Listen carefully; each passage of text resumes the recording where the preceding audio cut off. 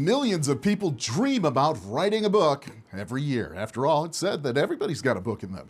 But over the years, that quote has had some adjustments. For example, author, journalist Christopher Hitchens says everyone has a book in them, but in most cases, that's where it should stay. Maybe a little more helpful. New York Times bestselling author Jodi Picoult says everyone has a book in them, but it doesn't do any good unless you pry it out of them.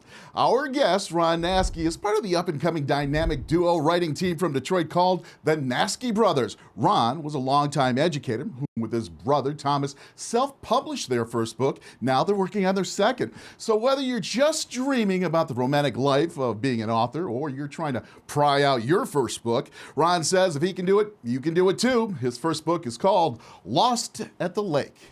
Let's dive right in. How you doing, Ron? Hey, good, Paul. Good to see you. Let me ask you this.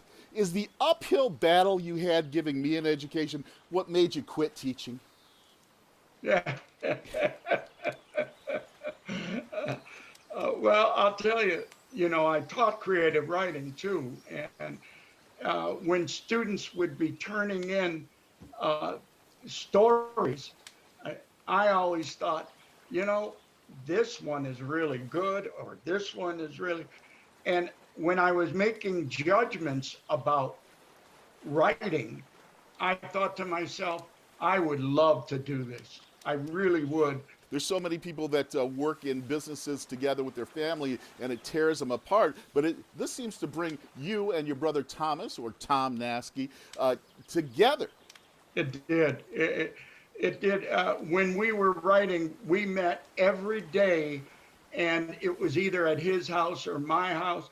And Tom was really good at organizing and putting my ideas in the proper perspective. And then I would come up with new ideas, and he would say, wait a minute, now you're going off. But See?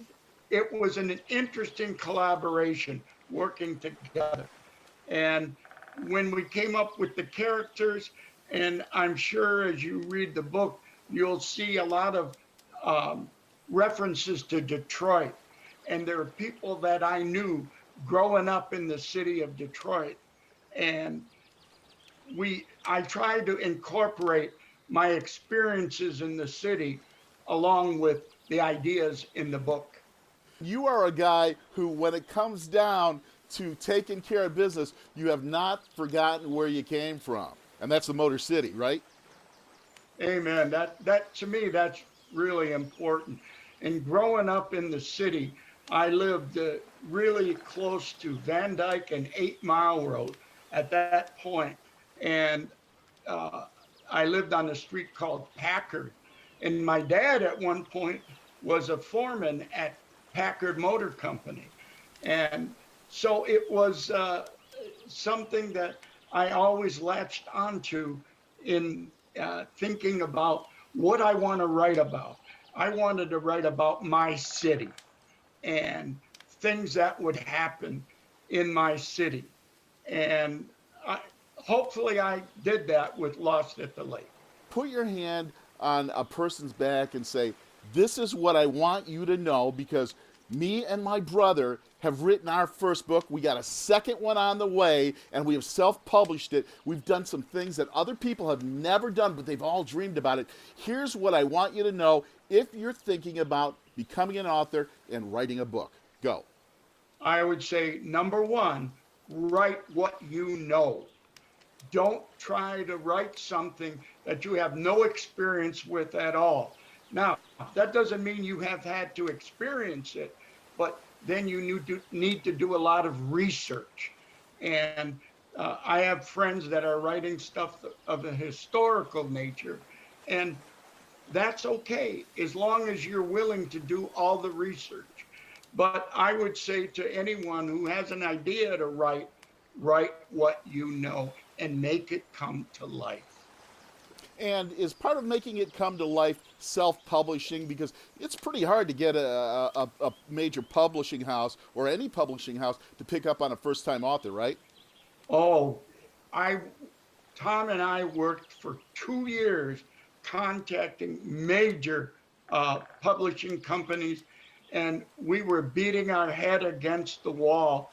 And we went to book fairs and talked to agents, and we actually had an agent for a short time in the beginning of our collaboration. But the agent, because we didn't have a name yet, the agent wasn't pushing our book. And that was a problem. And we said, let's do this ourselves. So in your book, the hero is part fixer, part human lie detector, and part mental health worker with a heart of gold. What's the story? He actually had a patient who ended up killing himself because he couldn't get enough money to keep going to the psychology. And this affected Jack so much that he decided he wanted to get away from the healthcare industry and help people by himself. And he, you'll see in the book in the beginning when he becomes friendly with an owner of a pub, and they sit and play chess, and they allow people who have problems to come up to Jack and ask him for help. And he helps them for free. And this goes all the way from the Badlands of Detroit, the underground of Detroit, the casinos of Detroit, all the way to Lake Tahoe. Lake Tahoe, yep. We're going to play a game real quick here. Okay. Okay, a guy from the Motor City, okay? And you mentioned the casinos from Motor City in your book. And I'm going to have you name 2 casinos and 1 auto company that are in Detroit. And if you can do that in 5 seconds or less, sir, I'll give you a free plug. How about that? Motor City Casino and Greektown, or the MGM Grand. What? You're trying to get extra points just like in school, huh? What about you didn't tell me, did I say 1 auto manufacturer? Did I say that? Oh, yeah, well, I would say, let's say Packard. Oh, listen Which to doesn't this. exist anymore. You went old school on it. All right. So where can they go to find out more about the Naski Bros and buy your book?